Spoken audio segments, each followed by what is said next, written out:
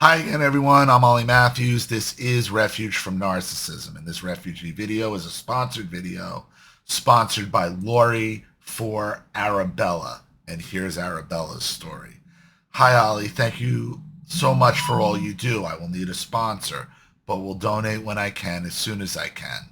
My story is very hard to tell. As for every one of us, warning, I tell a small bit about suicide, just so you know. I was born on the 4th of June, 1970, into a large family. I was baby, I was baby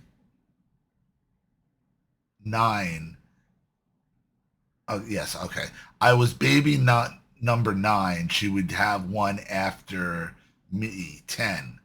Later, my mom and dad would adopt a niece and nephew from her sister and also the firstborn from my oldest brother, which my mother would alienate from them, of course. So there were 13 kids and my mother and father, which is a lot. Too much for sure, I would say so. My mother is a codependent, covert narcissist. My father is a typical drunken, overt, perverted, sadistic narcissist. My very first memories were me crying a lot and was always the one to blame. So from the start, a great target for anyone in the home. I was bullied a lot by my siblings and were always telling me how sensitive I was. I felt so alone. I didn't have anyone in my corner. Growing up, my parents gave a lot of parties, and when I got older, always wondered how they could pay for all that. I guess that the child support money was used, and we also would have periods of time we had little to eat. I don't think this person is in the. I don't think English is this person's first language, so bear with it as I read it. I found out later in life that my father took the child support money to go drink and go to sex houses, but that's what my oldest brother told me, so I'm not sure it can be true. My mom was a self-proclaimed psychic, so she was always right. Can't argue with that one, right? She would say that she felt like you were lying or telling my friends.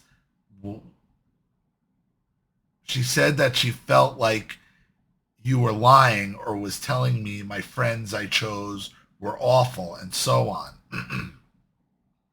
She would always so again, now instead of religious, psychic. That was another thing my mother would tell me. I know everything, I see everything you do, I know everything you do.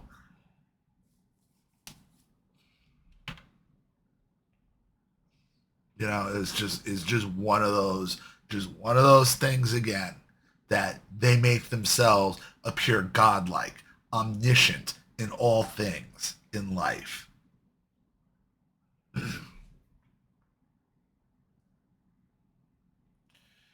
She always she always told us she would live to become 100 years. So still got 11 years to go. Wow, she's 89, huh? She would also tell us that she has learned a lot and that this was her last life to live and would go to the highest of heaven in all white, like higher than an angel. Did she mean did she mean God? Yeah.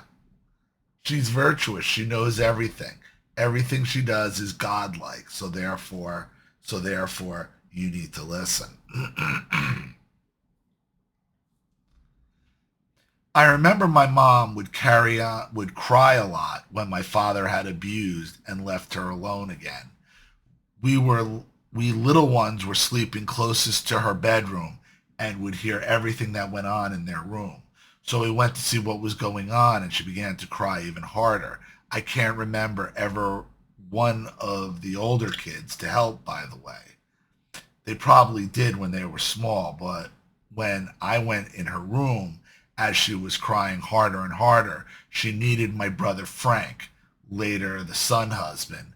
She fell into his small 7-year old arms, so I began to cry softly. I was only a small child, and asked if I could do anything for her. She snapped at me and said, "No, you can't help me. You can't do anything right." Then she began to cry uncontrollably. My other siblings blamed me for upsetting her more. I was only 5 at the time. And your son and your brother is being made a son husband at 7.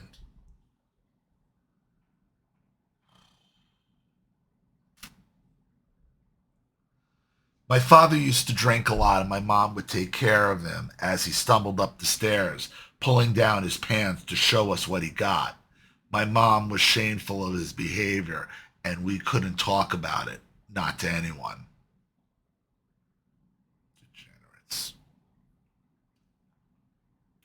My mom would also tell us all her horror stories about her abuse growing up from her psycho mom, about how she was dragged down by her hair down the stairs. Like, this is the same story my mother would tell about Virginia.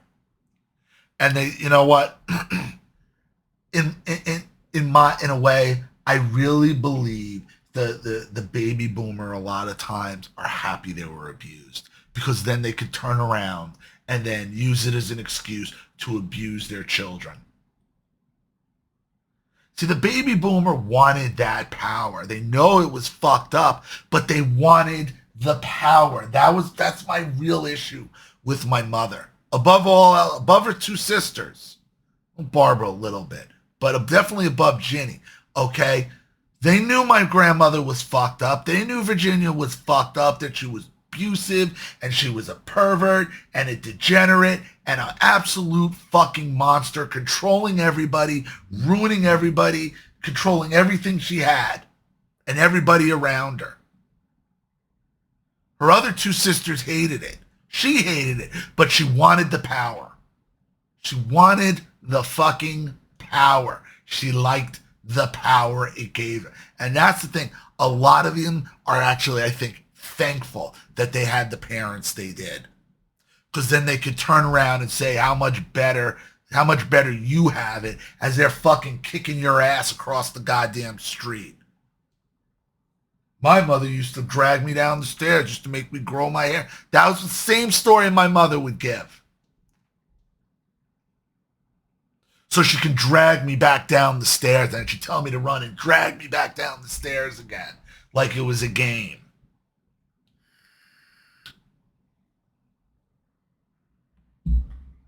So why would you put your fucking hands on me then? Would be the question. So why would you do what she did? Broken is broken.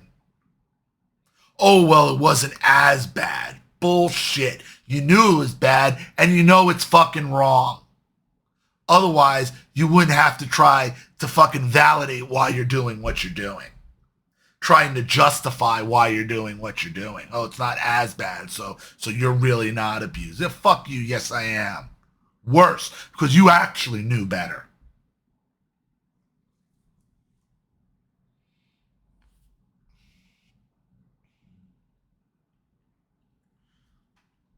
About how she was dragged by her hair down the stairs. I of course started to cry. I felt so bad for her. She got so mad and told me that it wasn't about me. Right. And why I was being selfish and how I did not understand what she went through. I was about 6. Right. This is what I'm telling you. That's her story. She likes it. Don't you cry about it. Don't you cry about it.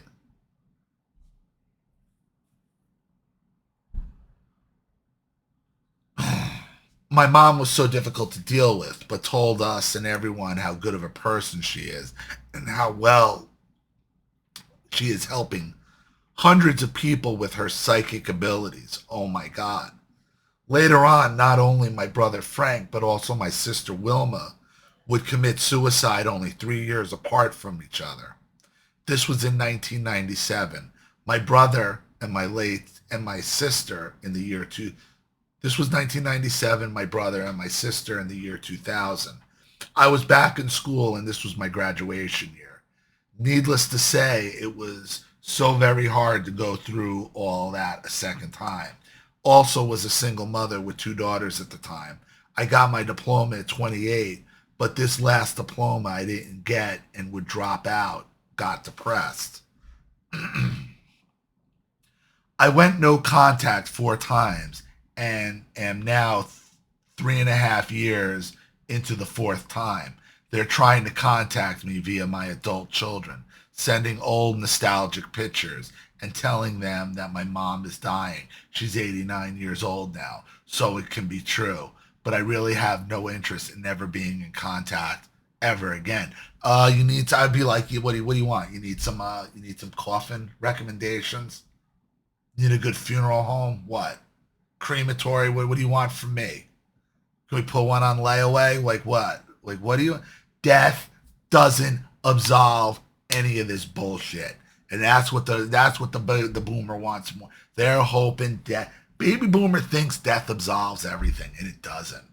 It doesn't. It does not. Your mother's like an outer edge boomer, but she's a boomer. Same boomer mentality.